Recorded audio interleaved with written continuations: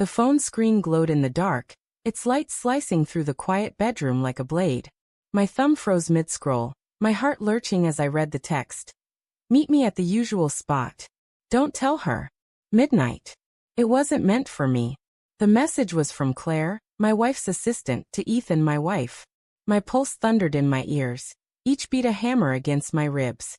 I glanced at Lila, asleep beside me, her chest rising and falling with the soft rhythm of trust. The air felt thick, suffocating, as if the room itself knew the secret I'd just uncovered. I should have put the phone down. I should have shaken her awake, demanded answers. But my hands trembled, and doubt crept in like fog. Maybe it was a mistake. A misfire. Claire was her shadow at the office. Always scheduling, always hovering. But the usual spot? Midnight? The words gnawed at me, each syllable a splinter under my skin. I lay back, staring at the ceiling, the fan's slow spin mirroring the churn of my thoughts. Sleep was a lost cause. Morning came too soon, the sunlight harsh through the blinds. Lila stirred, her dark hair spilling over the pillow like ink. "Morning, Nate," she murmured, her voice warm, oblivious.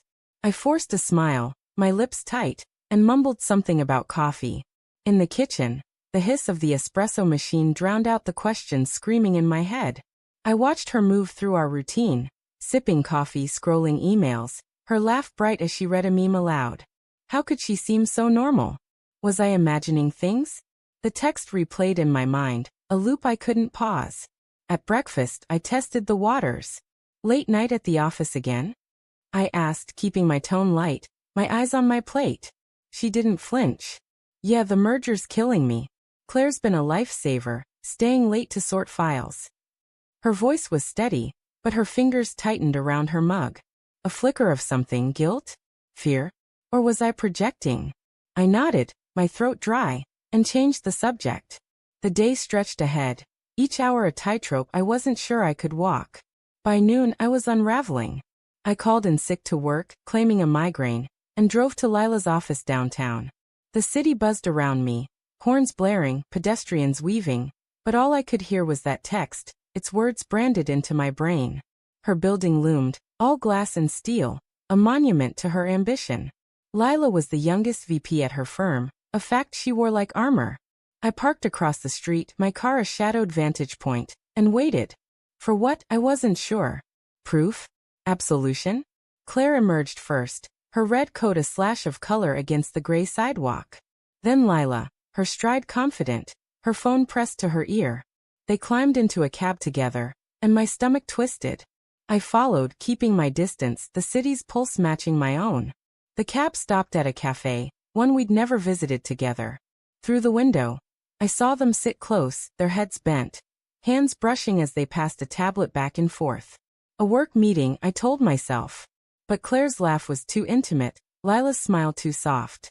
My chest ached, a hollow pain that spread like frost. Back home, I pored over her phone again while she showered. No new texts from Claire, but I found others. Older ones, buried in a thread labeled work notes. Can't wait to see you tonight. You make this bearable. My breath hitched. The dates stretched back months. Each message a breadcrumb leading to a truth I didn't want to face. I scrolled until my eyes burned. Each word a cut deeper than the last. When Lila emerged, wrapped in a towel, humming softly, I nearly broke. You okay? She asked, her brow furrowing. I nodded. My voice lost somewhere in the wreckage of my trust. Dinner was a performance. I cooked, her favorite lemon herb chicken, hoping routine would anchor me. We talked about her day, the merger, the usual. But her words felt rehearsed, her glances too quick. You seem off, she said, her fork pausing midair. I shrugged, my smile a lie. Just tired.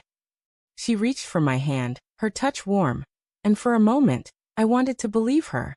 But the texts were a ghost between us, their weight crushing every word. That night, I couldn't wait anymore. I drove to the address I'd found in her calendar, a nondescript bar on the edge of town. The neon sign buzzed, casting a sickly glow over the parking lot. Inside, the air was thick with smoke and regret. I spotted them in a corner booth, Lila and Claire, their knees touching under the table. Claire's hand rested on Lila's arm, her fingers lingering.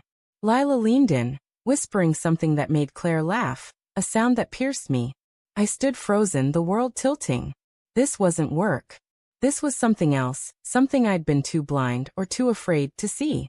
I didn't confront them. I couldn't. My feet carried me back to the car, my mind a storm of rage and grief.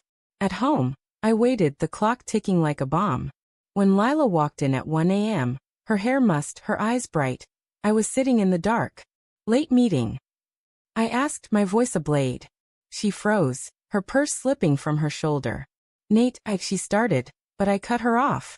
I saw you. With Claire. At the bar. The words tasted like ash. Her face crumpled, but not with guilt, with defiance. You followed me, she snapped, her voice rising. You don't trust me? I laughed, a bitter sound. Should I? Meet me at the usual spot. Midnight texts, Lila? Months of them. Her eyes widened, then narrowed. She didn't deny it. Instead, she stepped closer, her voice low. You don't understand. Claire, she gets me. She sees me. Not just the VP. Not just your wife. The confession hit like a fist. I wanted to scream, to beg, to understand. Instead, I asked how long. She looked away, her silence louder than any answer. Since the promotion, she whispered finally. 6 months. 6 months of lies, of stolen moments, of a life I thought we shared. I sank onto the couch, my world unraveling. Why? I asked, my voice breaking.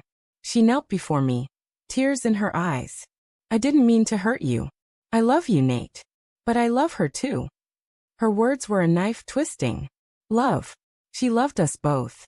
I saw it then, the late nights, the work trips, the way she'd pull away when I reached for her. All the signs I'd ignored, rationalized, buried. I wanted to hate her, to hate Claire, but all I felt was a bone-deep ache. What now? I asked, my voice hollow. She shook her head, no answer to give. The next morning, she was gone. A note on the counter. I need time. I'm sorry. The house was too quiet, the emptiness a mirror of my heart. I sat at the kitchen table, her coffee mug still there, lipstick smudged on the rim. My phone buzzed, a new text from an unknown number. She's with me. Let her go. Claire.